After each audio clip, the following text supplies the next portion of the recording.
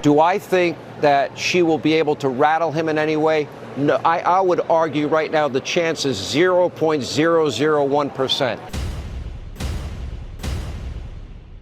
Former President Trump did take a lot of the bait that she threw out. She baited him successfully, which is the story of the debate, in my view. I got reaction from Republican friends. The two common things were train wreck, and he needs this to end. You got a debate. Somebody please set a debate up to where you actually find out something. It's turned into entertainment. I'd rather have a dog and cat up there giving an interview for what these people were trying to ask their questions. It's amazing how bad they were. It was 3 against 1. We had a terrible network. I think they were terrible. They should be embarrassed. I mean, they kept correcting me, and what I said was largely right, or I hope it was right. ABC gets a D-, and that's being generous. In fact, the network's moderators were so blatantly biased against Donald Trump that it vindicated his pre-game criticism of ABC as dishonest. All the memorable lines were from Donald Trump. Run, spot, rum, shh, I'm speaking. Does that sound familiar? Make no mistake about it. Trump had a bad night. What has to be thought of by supporters of Donald Trump and people in that campaign is a disappointment. Did she exceed the very low expectations that were set for her? Yes, she did. She was composed. She was prepared. She kept her cool. It was a disaster for her last night, and it is bearing out. You will see. You will see. She did not accomplish anything that she set out to do last night. He had some moments where you were like, oh my God, where are we going with this?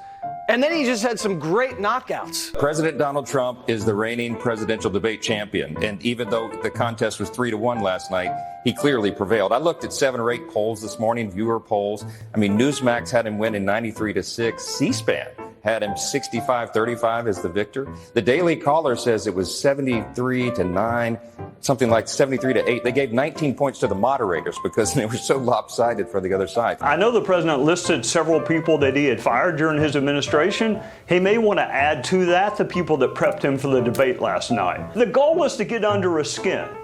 So talk about crowd size rallies, talk about your wealth. I mean, anybody who's spent like a week in law school knows how to cross-examine someone. The key is to not take the bait. You know, the Harris campaign is asking for a second debate.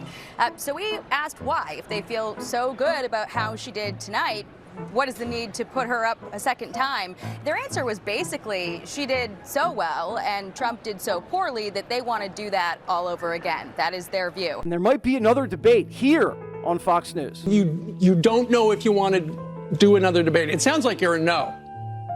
Well, I'd be less inclined to because we had a great night. He's rejected your network's offer to debate. That's the friendliest territory for Donald Trump, and he won't even debate on Fox News because he knows that when he and Kamala Harris are on a stage together, he just doesn't look like a leader, and she does. Well, he did not commit one way or another. He said he was leaning against not doing another debate. Why don't you do a shout-out poll who they thought won the debate last night? It would be great.